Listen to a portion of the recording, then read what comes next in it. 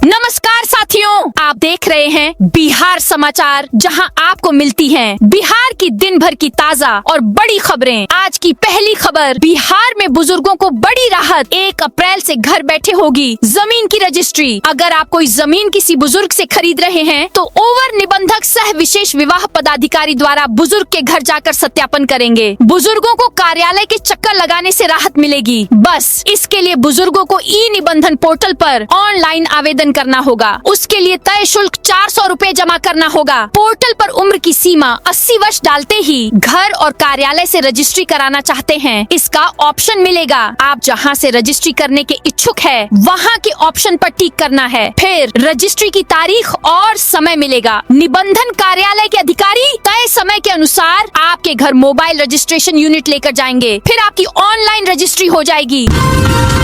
बिहार में अब सांप के डंसने से मौत पर मिलेगा 10 लाख का मुआवजा। भाजपा के जीवेश कुमार के सर्पदंश से होने वाली मौतों के मामले में मुआवजे के बारे में भी विस अध्यक्ष ने सरकार को स्पष्ट निर्देश दिया। समीक्षा में पाया गया कि सर्पदंश से हुई मृत्यु या क्षति पर वर्तमान में आपदा प्रबंधन विभाग द्वारा 4 लाख रुपया मुआवजा का प्रावधान है। वन्य जीव से हुई मृत्यु / क्षति पर 10 लाख रुपया दिया जाता है। विस अध्यक्ष ने विभागीय अधिकारियों को निर्देश दिया कि सांप को वन्य जीव घोषित कर सर्पदंश से हुई मृत्यु / क्षति पर वन्य जीव से हुई मृत्यु / क्षति के समान 10 लाख रुपया मुआवजा देने के लिए जरूरी प्रक्रिया पूरी करें।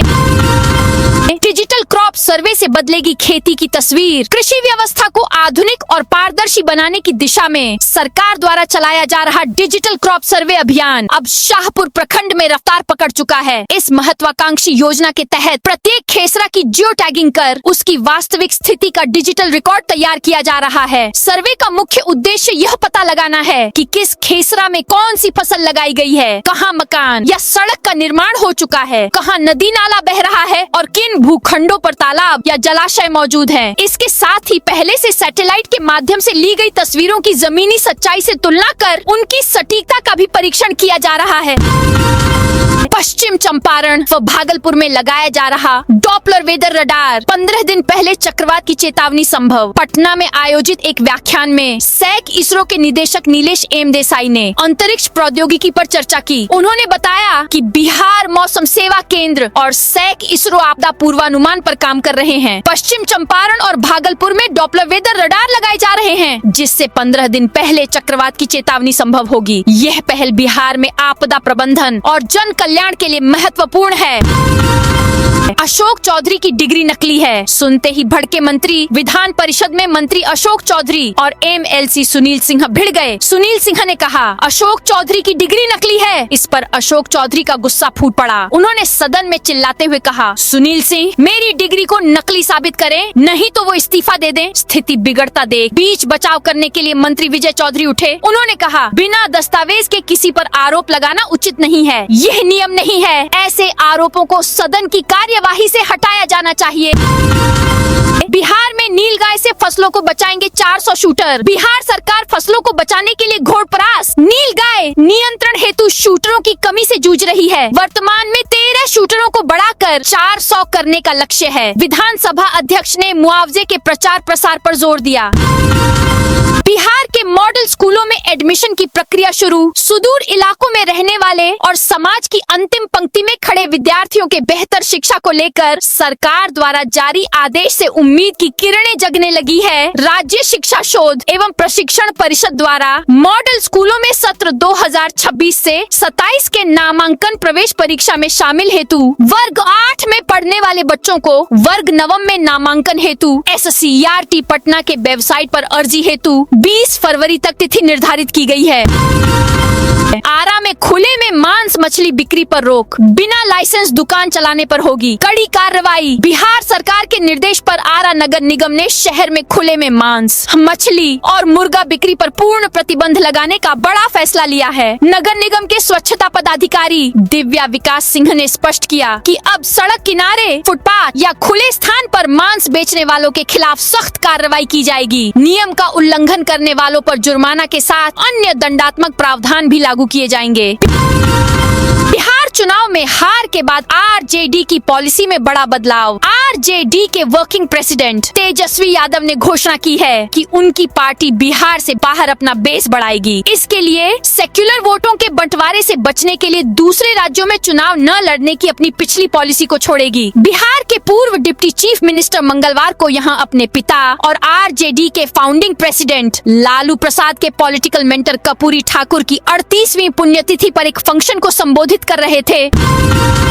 बिल गेट्स और गेट्स फाउंडेशन से संबंध तोड़ने की मांग। राष्ट्रीय जनता दल राजद के सांसद सुधाकर सिंह ने बिहार के मुख्यमंत्री नीतीश कुमार को पत्र लिखकर बिल गेट्स और उनके संस्थान गेट्स फाउंडेशन से राज्य सरकार के सभी प्रकार के संबंध तत्काल प्रभाव से समाप्त करने की मांग की है। उन्होंने इस संबंध में औपचारिक पत्र जारी कर सरकार से स्पष्ट रुख अपनाने को कहा है। राज्यसभा चुनाव का ऐलान, नितिन नवीन नहीं जाएंगे। उच्च सदन भारत निर्वाचन आयोग ने राज्यसभा में 37 सीटों के चुनाव की तारीखों का ऐलान कर दिया है। चुनाव आयोग ने चुनावों के लिए 26 फरवरी को नोटिफिकेशन जारी किया जाएगा। 16 मार्च को सुबह 9 बजे से शाम 4 बजे तक मतदान होगा और उसी दिन शाम 5 बजे से मतगणना की जाएगी। 9 अप्रैल को बिहार के 5 राज्यसभा सांसदों का कार्यकाल खत्म हो रहा है, जिनमें अमरेंद्रधारी सिंह, प्रेमचंद गुप्ता, उपेंद्र कुशवाहा, रामनाथ ठाकुर और हरिवंश नारायण सिंह शामिल हैं।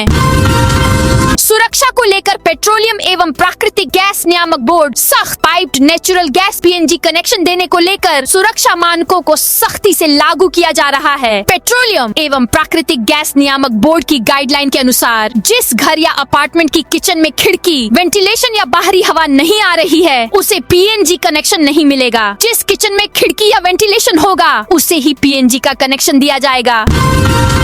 यूपी पुलिस की रडार पर बिहार के 6 गैंगस्टर। उत्तर प्रदेश की वाराणसी पुलिस ने वांछित अपराधी और गो तस्करी में पंजीकृत गैंगस्टर एक्ट में 54 अपराधियों पर 50-50 हजार रुपए का इनाम घोषित किया है। इसमें 6 अपराधी ऐसे हैं जो बिहार के अलग अलग जिले के निवासी हैं। यूपी पुलिस इन सभी की तलाश में संभावित ठिकानों पर दबिश दे रही है। साथ ही बिहार पुलिस से भी संपर्क कर रही है। बिहार के जिन 6 गो तस्करों पर इनाम घोषित किया गया है, वह कैमूर, गयाजी, औरंगाबाद, मोतिहारी और रोहतास के निवासी हैं। मुंगेर में 7 फीट ऊंची दीवार फांदकर सेंटर में घुसा। बिहार मैट्रिक 10वीं परीक्षा का आज दूसरा दिन है। दोनों पालियों में गणित मैथ्स की परीक्षा आयोजित की जा रही है। पहली पाली की परीक्षा शुरू हो चुकी है। मुंगेर के मॉडल स्कूल परीक्षा केंद्र पर गेट बंद हो जाने के बाद 7 फीट ऊंची दीवार फांदकर छात्र सेंटर में घुस गया। राज्य भर के 1699 परीक्षा केंद्रों पर करीब 15 लाख छात्र छात्राएं परीक्षा में शामिल हो रहे हैं। दिसंबर से जाम से मिलेगी निजात। रूपसपुर से सगुना मोड़ तक बेली रोड 14 लेन का होगा। अभी यह सड़क 6 लेन की है। दोनों तरफ भूमिगत नाला खुला है। इसके बाद 2-2 लेन का सर्विस रोड है। यहाँ बॉक्स नाले का निर्माण कर दोनों तरफ 2-2 लेन की सड़क बनेगी। तब बेली रोड की चौड़ाई 14 लेन की होगी। दोनों तरफ बॉक्स नाले का निर्माण हो रहा है। बम से उड़ाने की धमकी मामले में टीम गठित। पटना सिविल कोर्ट को लगातार बम से उड़ने की धमकी मिलने के बाद अब पुलिस रोज सुबह के वक्त कोर्ट में सर्च ऑपरेशन चला रही है। सुबह 7 बजे से लेकर कोर्ट खुलने से पहले तक पूरे परिसर को सैनिटाइज कर दिया जा रहा है। ये कदम एहतियातन बराबर मिल रही धमकी के बाद उठाया गया है। धमकी भरे मेल को लेकर एटीएस ने अपने बयान पर केस रजिस्टर्ड किया था। इसकी भी जाँच अब शुरू हो गई है। डीएसपी रैंक के पदाधिकारी इसकी मॉनिटरिंग कर रहे हैं। बिहार में बनेगा बिस्कोमान जैसा मार्केटिंग फेडरेशन। बिहार सरकार सहकारी समितियों के उत्पादों की ब्रांडिंग और मार्केटिंग को मजबूत करने के लिए नया राज्य स्तरीय मार्केटिंग फेडरेशन बनाने की तैयारी कर रही है। सहकारिता विभाग ने इसकी कार्य योजना पर काम शुरू कर दिया है और जल्द ही इसे अंतिम रूप दिया जाएगा। इस पहल का उद्देश्य किसानों को बिचौलियों से मुक्ति दिलाकर सीधे बाजार से जोड़ना है। नालंदा में मॉडल स्कूलों में नामांकन का शानदार मौका। नालंदा के प्रतिभावान छात्र छात्राओं के लिए एक शानदार खबर है। राज्य सरकार की 7 निश्चय योजना 3 के तहत जिले के प्रत्येक प्रखंड में एक मॉडल स्कूल खोलने का निर्णय लिया गया है। इन आधुनिक सुविधाओं वाले हाई स्कूलों में आगामी शैक्षणिक सत्र 2026 से 27 से विधिवत पढ़ाई शुरू हो जाएगी। रामचक बैरिया में कचरा प्रोसेसिंग की कैमरे से होगी मॉनिटरिंग। पटना में कचरे के प्रॉपर प्रोसेसिंग के लिए रामचक बैरिया में काम काफी तेजी से चल रहा है। आज नगर आयुक्त यशपाल मीणा ने समीक्षा की। उन्होंने मानसून से पहले रामचक बैरिया में लेगेसी वेस्ट के निष्पादन का लक्ष्य तय किया है। उन्होंने 21 मई 2026 तक कूड़े के साइंटिफिक प्रोसेसिंग और डिस्पोजल का निर्देश दिया है। रामचक बैरिया में कार्यरत सभी एजेंसियों को उनके स्थल चिन्हित कर आवंटित कर दिए गए हैं। नगर आयुक्त ने एजेंसियों को निर्देशित किया कि वे तुरंत मैन फोर्स बढ़ाए। रामचक बैरिया में 21 मई तक हटेगा कूड़े का पहाड़। रामचक बैरिया में कूड़े का पहाड़ मानसून से पहले 31 मई तक हटेगा। मंगलवार को नगर आयुक्त ने ट्रेंचिंग ग्राउंड का जायजा लिया। इस दौरान कूड़ा निष्पादन का काम कर रही 3 एजेंसियों में से 2 की लापरवाही पर नाराजगी जताई। दोनों को नोटिस जारी किया। साथ ही 31 मई तक कूड़े का निस्तारण करने को कहा। मुजफ्फरपुर में निगरानी ने एसआई को किया गिरफ्तार। मुजफ्फरपुर में निगरानी अन्वेषण ब्यूरो ने बुधवार को सदर थाना में तैनात 2019 बैच के sub inspector SI Bhaskar Kumar Mishra को 15,000 रुपए घूस लेते रंगे हाथ गिरफ्तार किया है। गिरफ्तारी थाना परिसर के ठीक बाहर स्थित एक चाय की दुकान से हुई।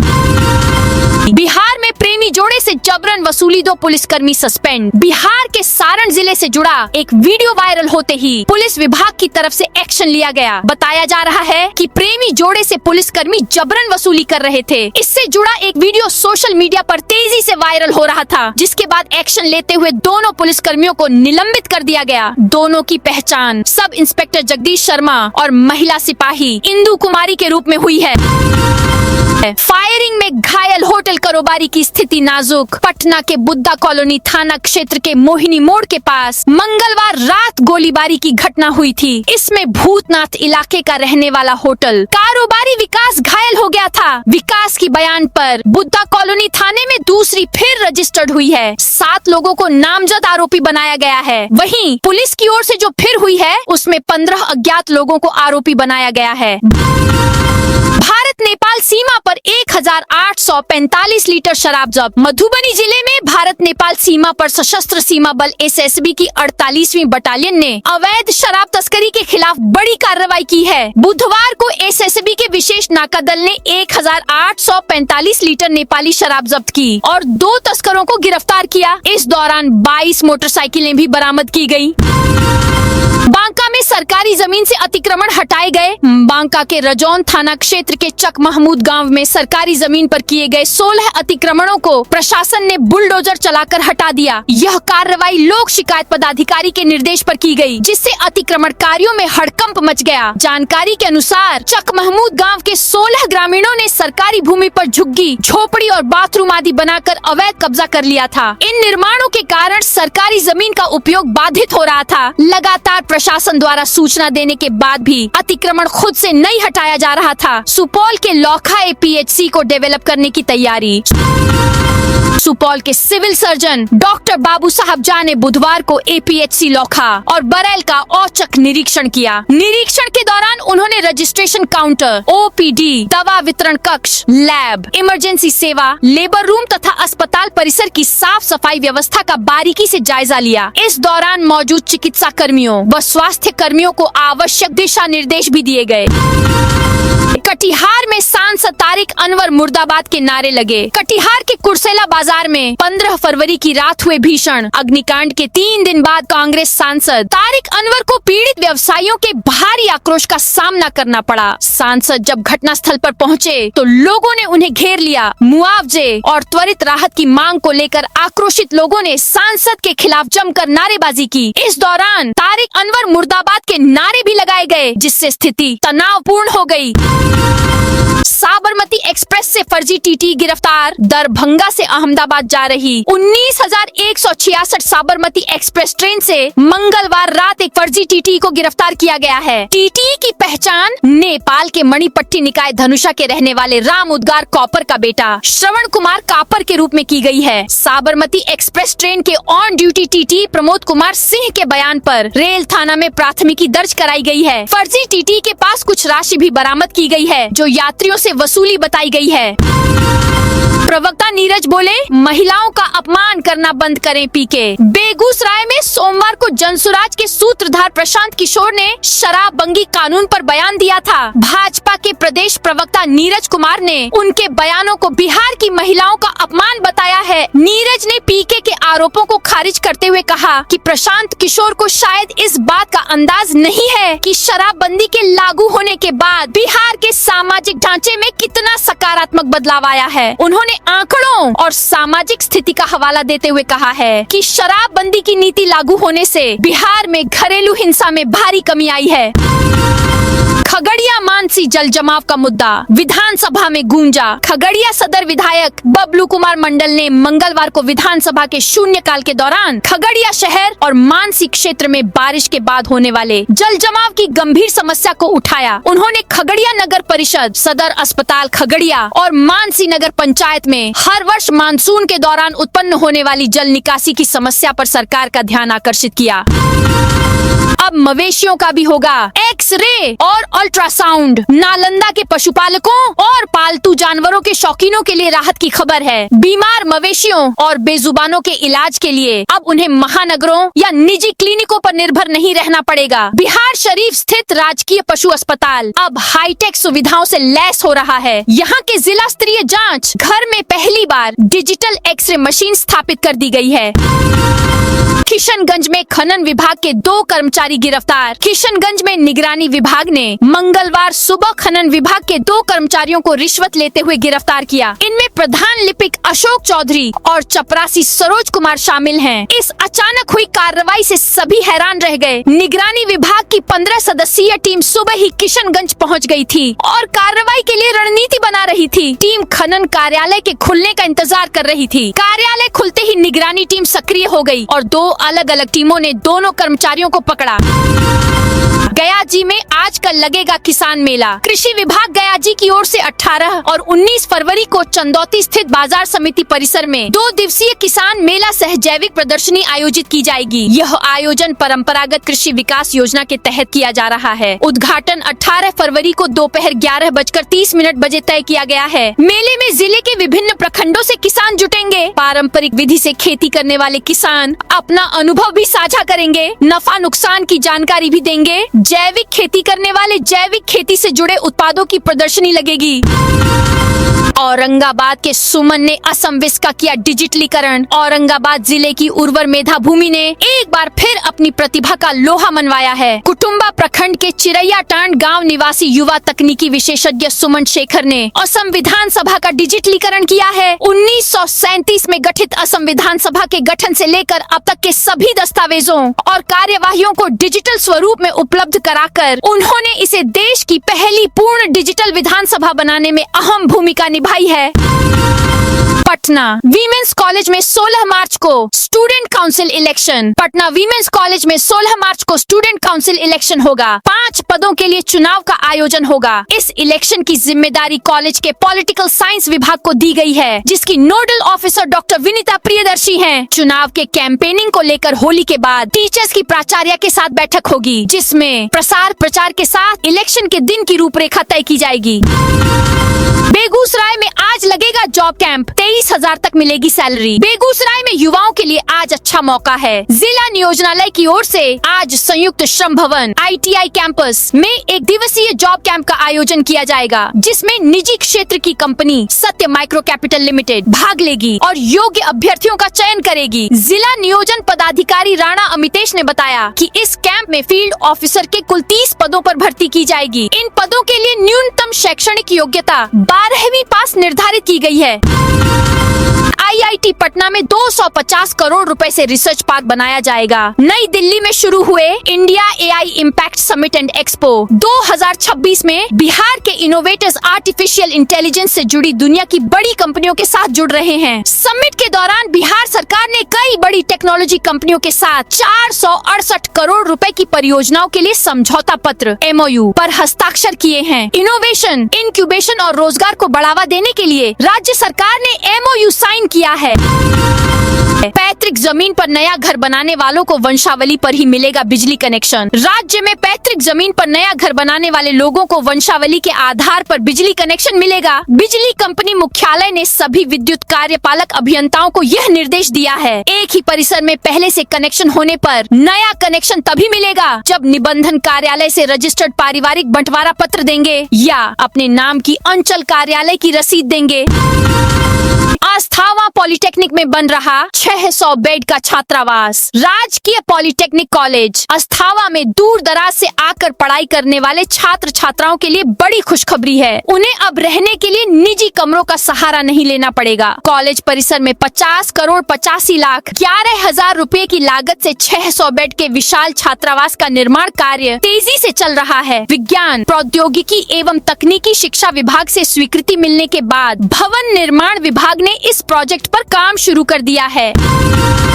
अब रसीद नहीं, वंशावली से भी मिलेगा बिजली कनेक्शन। बिहार में पैतृक जमीन पर घर बनाकर रहने वाले लाखों परिवारों के लिए नीतीश सरकार ने बड़ी राहत दी है। अब दादा या पिता की जमीन पर नया घर बनाने के लिए आपको अपने नाम की जमीन रसीद के लिए अंचल कार्यालय के चक्कर काटने की जरूरत नहीं पड़ेगी। बिजली कंपनी के मुख्यालय ने साफ निर्देश दिया है कि केवल वंशावली के आधार पर ही नया बिजली कनेक्शन जारी किया जाएगा। यह फैसला उन लोगों के लिए वरदान साबित होगा जो पारिवारिक बंटवारा न होने के कारण अब तक अंधेरे में रहने को मजबूर थे या अवैध तरीके से बिजली का उपयोग कर रहे थे। तो दोस्तों, यह थी आज बिहार की दिन भर की ताजा और बड़ी खबरें। अब कल मिलते हैं नई खबरों के साथ।